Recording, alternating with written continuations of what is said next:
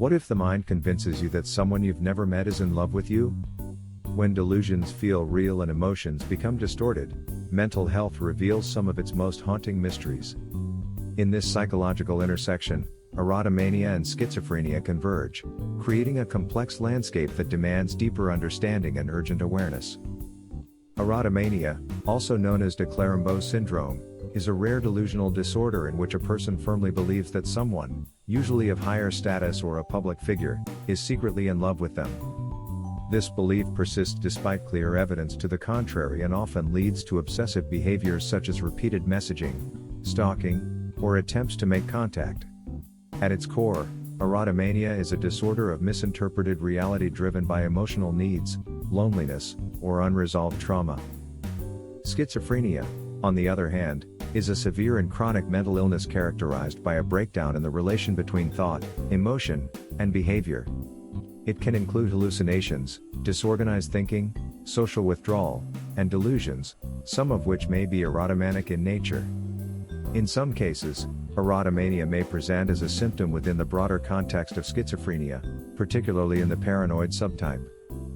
The psychological overlap between these two conditions lies in the nature of delusional thinking.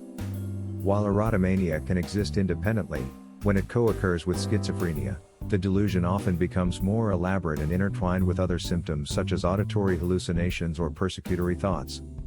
A person might not only believe someone loves them, but also hear that person's voice or believe they are being monitored for a romantic reunion. Erotomania on its own may be misdiagnosed as part of a mood disorder or personality disorder. When embedded in schizophrenia, it becomes one thread in a much larger and often chaotic tapestry. Antipsychotic medication and psychotherapy can help, but only when the full scope of the disorder is correctly identified.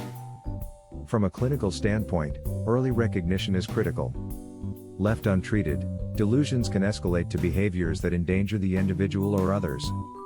For families and friends, recognizing the signs, such as irrational fixation, isolation, or increasingly paranoid behavior, is the first step toward supporting loved ones on the path to recovery.